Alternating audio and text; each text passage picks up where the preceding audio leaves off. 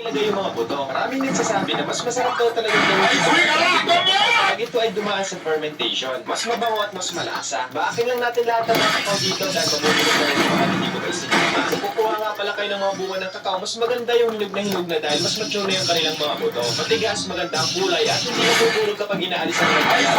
Kasi natin ilagay lahat ng mga buto, make sure lang natin na hindi sisingaw at walang butas yung dahon ng saging. After 7 days nga, ay ginawa ko na ito sa aking pinaglagyan at ito yung naging ito. Kung nga pa rin ang bahay pwede po talaga siya ilagay sa loob ng bahay. Dahil since day 1, nagkaroon ng apoy. At yan kung mapapansin nyo, nagkaroon na siya ng langgam sa labas ng dahon ng saging. Sabay-sabay natin ngayon silipin kung ano na bang nangyari dun sa mga buto. Ayan, kumawag siya at dry na dry yung ibabaw. Ito ba yung mas masarap sabi ng iba kapag inaamag yung buto? Kapag ito pa sa bilao, doon na yung view sa ilalim. Hindi mabaw yung amoy niya dahil mahiwain talaga. At ayun, ikalat na natin sa bilao dahil papatuyo naman natin.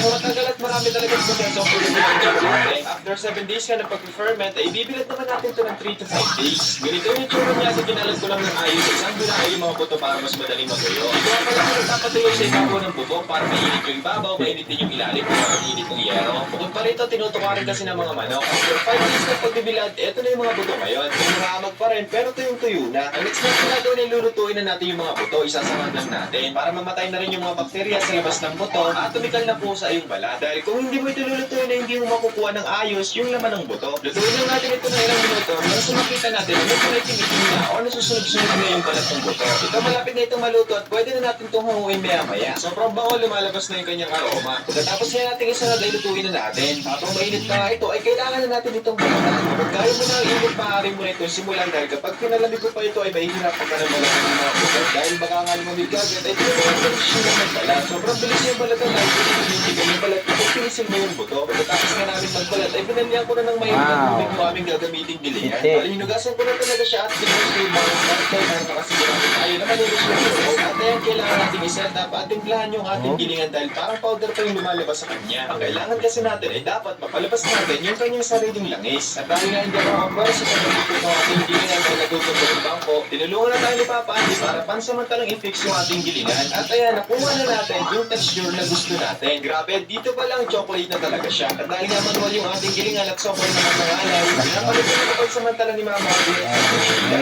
gusto kong magiling at gawin natin itong flavor chocolate. Ito yung mga sangkap na gagamitin natin. Asukal, vanilla, all-purpose cream, butter, pero much better na gamitin natin is yung butter, powdered milk, kahit anong brand. At syempre, hindi mawawala sa gagamitin natin yung pinulutong hulmahan sa chocolate. Ito naman yung blender na gagamitin natin para mas mabilis natin mahalo yung mga sangkap. May nagtatanong sa amin kung saan daw ba namin nabili yung ganitong uri ng blender. Noong unang gumawa kami ng chocolate, hiniram ko lang din ito kay Mama Arlen pero nabili niya ito sa Avon. Sobrang tagal naman, ilang minutes na yung nakakalipas kaya ako model ito. At ayan, pag sumahin na natin natin sa mga pinakita ko kanina sa isang blender, take note, huwag mo sinagaad ng tubig dahil isa sa reason yun kung bakit pinipili ko yung ating ginagawa ng chocolate. Nakabawasan kasi yung oil concentration ng ating kakao. Huwag nyo rin tagayin yung butter dahil mabilis lang siyang natutunaw o nawawala yung mga bilis ng chocolate kapag nilisa natin sa tayo. Hindi rin advisable na mag-add ng liquid milk. Disclaimer lang po, hindi po ako expert sa paggawa ng chocolate. Lahat po nang naririnig at napapanood nyo ay base lamang sa aking sariling karanasan. At ayan, haluin lang natin ang haluin hanggang sa mag-mix lahat ng mga sangkap at magkulay chocolate. Kung na matagal natin siyang binigland ng mga mag-blend ng flour. At ayan, tapos na natin i-blend.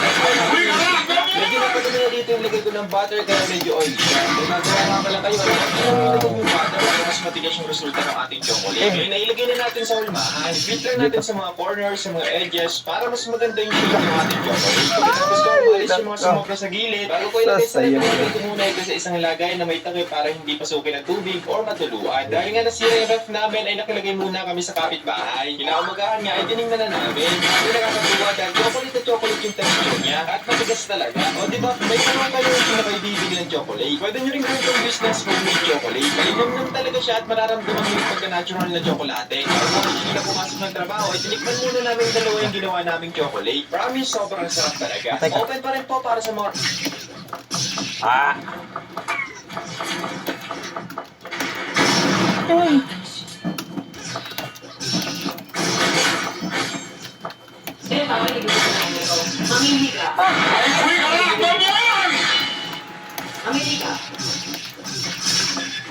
Ay, Bisig-bisikon. Para ma-avenge ang anak, ginawa ng babae ang kaaway nito.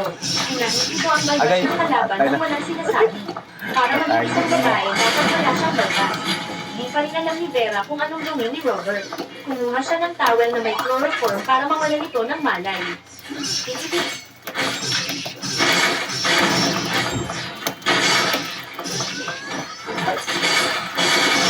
Yes! Oo, ito. Bilis.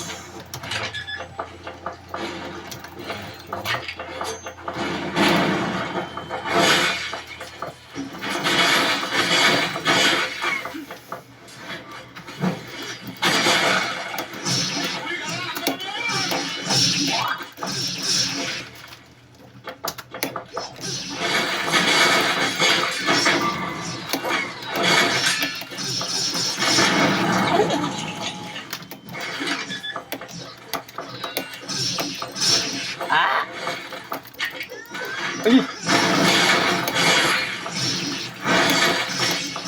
Siya! Oh. Eh, Dami sa takyo. agad. Oh!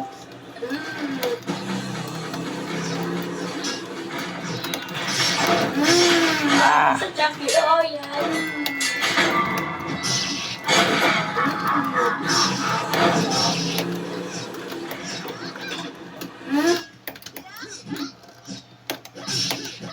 Eh, putik. Ilan ko?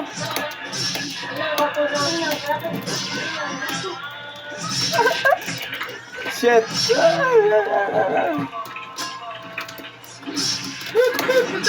Ah! Yes! 100 na.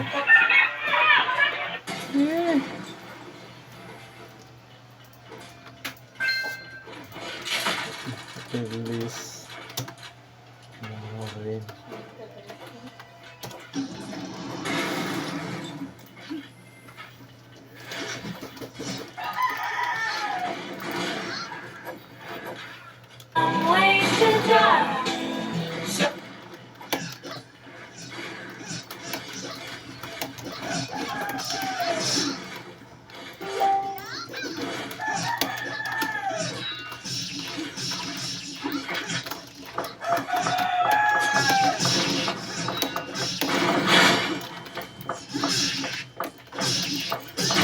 Hala ka, kalagi mo eh.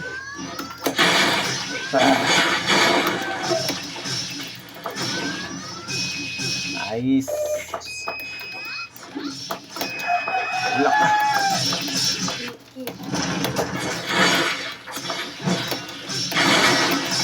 Nah. Eh. Ayun.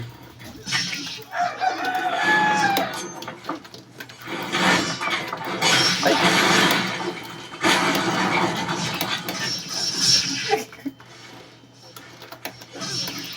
Nice.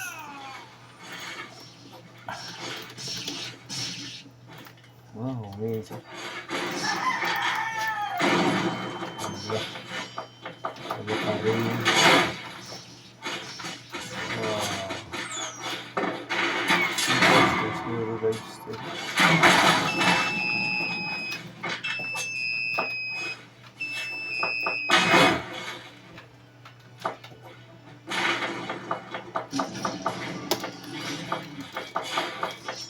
Hindi, kaya kita ngutahin.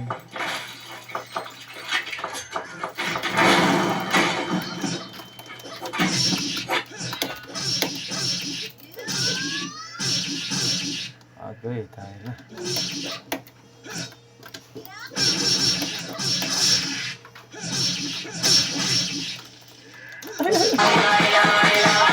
Baby girl, just move if you want, shake if you want. Sige, looking, looking. Agay. Nakagising ko lang Eh. mula sa pagkapigil. Di naman ako